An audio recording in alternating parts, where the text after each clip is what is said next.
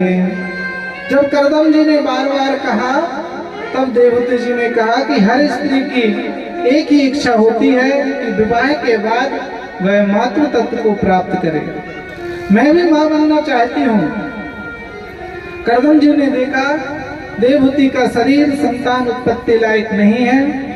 बिंदु सरोवर में स्नान किया, दोनों नवयौवन को प्राप्त हुए।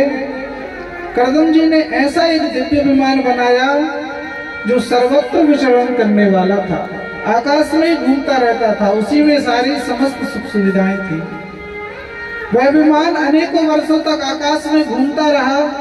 कुछ समय के बाद करदम जी ने कहा, अब मैं जा रहा हूँ। मैंने आपको वचन दिया था कि एक संतान होने के बाद मैं गृहस्थ का त्याग कर दूंगा, लेकिन अब तो आपकी 9 संतानें हो चुकी हैं।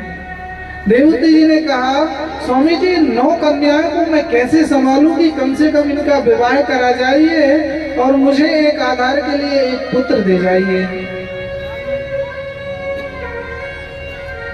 करदम जी को याद आया कि भगवान ने वरदान दिया था कि मैं पुत्र बनकर आऊंगा।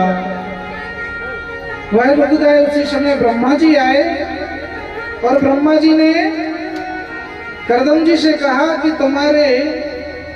हमारे 9 पुत्र और तुम्हारी 9 पुत्रियां। नारद जी तो कहीं घूमने निकल गए थे कि नारद जी एक जगह रुकते ही नहीं है, इसलिए वे विवाह से वंचित रह गए। तुम्हारी 9 कन्याएं हैं और मेरे ये 9 पुत्र हैं, इनका विवाह कर देते हैं।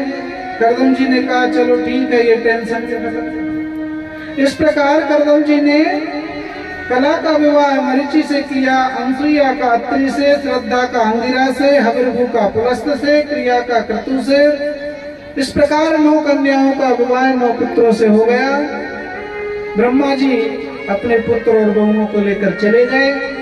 कुछ समय के बाद माता देवहूति ने गर्भ धारण किया और एक सुंदर बालक को जन्म दिया, जिसका नाम कपिल हुआ। ये कपिल भगवान के ही अंशावतार हैं। बोले कपिल भगवान की जय। कपिल भगवान का जन्म हुआ। कपिल भगवान ने करदम जी से कहा, पिताजी आपको जंगल में जाना है, आप चले जाओ। अपने माता जी का ध्यान रखने के लिए, ख्याल रखने के लिए मैं यहाँ आ गया हूँ।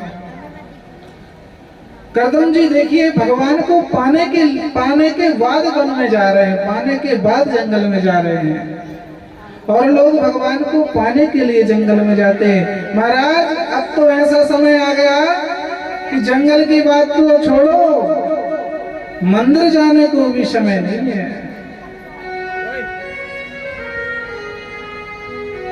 लेकिन करदम जी इतने ज्ञानी और परमात्मा की, जिसको भगवान जिसके पुत्र बनकर आए हों, वह कोई साधारण तो हो नहीं सकता।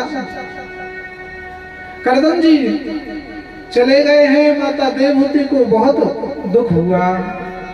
तब कपिल भगवान ने कहा, माताजी इस संसार में कोई किसी का नहीं है, सब अपने अपने पुण्यों से और कर्मों से ही जीवन व्यतीत करते हैं। कपिल भगवान ने माता देवहूति को सांख्य शास्त्र का उपदेश दिया, जिसे हम लोग कपिल गीता भी कहते हैं। इसमें देवहूति जी ने अनेकों प्रश्न पूछे और कपिल भगवान ने उन सभी के उत्तर भी दिए हैं। माता देवहूति जी ने कहा कि ये संसार किसके सहारे चलता है। तब कपिल भगवान ने कहा, तितिक्षवः कारुणिकः, ये संसार भगवान के सहारे चलता है। उन्हीं के सहारे वायु चलती है, उन्हीं के माध्यम से अग्नि सभी को जलाती है, उन्हीं के माध्यम से मृत्यु सभी को मारती है। संसार केवल भगवान के ही सहारे चलता है।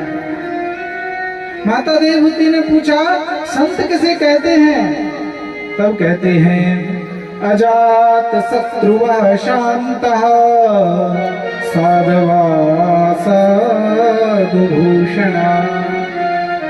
जो तितच्छु है, करुणावान है, सभी में स्नेह रखने वाला है, सभी में प्रेम रखने वाला है, वही संत है। संत की बड़ी सुंदर महिमा है।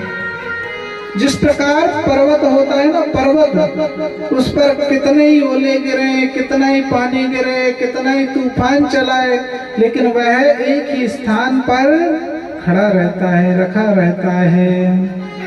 कि बूंद आहत सहज गिर कैसे, खल के वचन संत जह जैसे। लेकिन ये नहीं समझना चाहिए कि संत भगवान हर किसी को व्यर्थ में ही मिल जाते हैं, कि हम साहब जैसा संत को रखें कि संत पिटते ही रहें। संत के दर्शन भी दुर्लभ है और संत की कृपा भी दुर्लभ है। और संत भगवान की महिमा में क्या कहूं,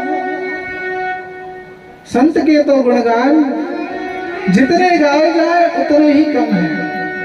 इस संसार में संतों की बड़ी कृपा है।